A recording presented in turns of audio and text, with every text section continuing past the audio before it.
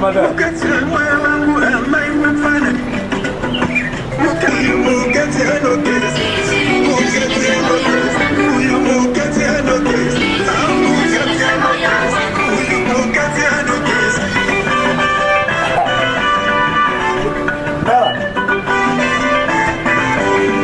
Disire. Wati chini? Ndokumbira kuisiwa masonga amuri kuridza ndisire mudara. Ona manje zvouya nazo. Handisire. Izvazvo. Ndalambeta zvinhu zvokuramba ndichiinda bati magonere mufesi uyu.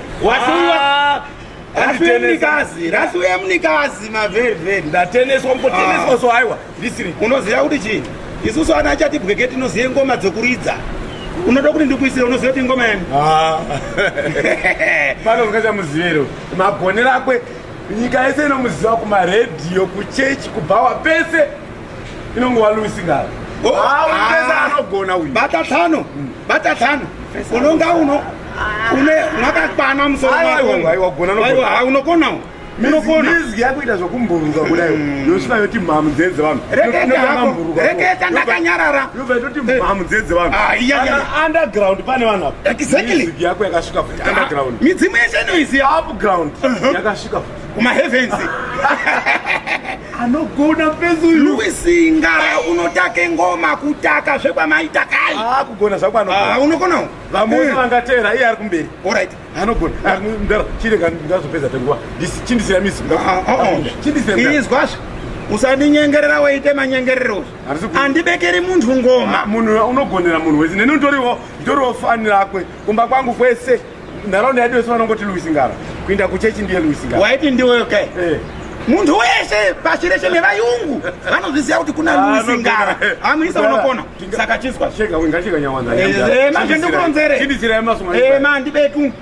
Iwewe kuti weisapota Louis Ngara ka. Uri sapota rake remene. Andi kubekeri ngoma ini.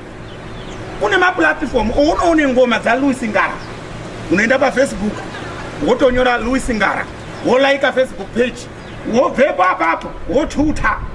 Kuenda ku YouTube. Woguma woita izvozvo. Wotahengo. Louis Ngara. Zvotobuda nemavidhiyo. Unoona live show Louis Ngara. Ye muisa unokone kutake ngoma umani. Saka inini zvokuti ndinokubekerewo nini ngoma handibeki. Ndara. Mataura. Ndichamanya masocial platforms Facebook nei ndichamanya ndonotsvaka mizi yako. Muchikomenda. Unotaka ngoma here. Isusu tinoziva right music. Amdara. Pa right time. Kana wati. Ema ndichahengo unozonda kubira.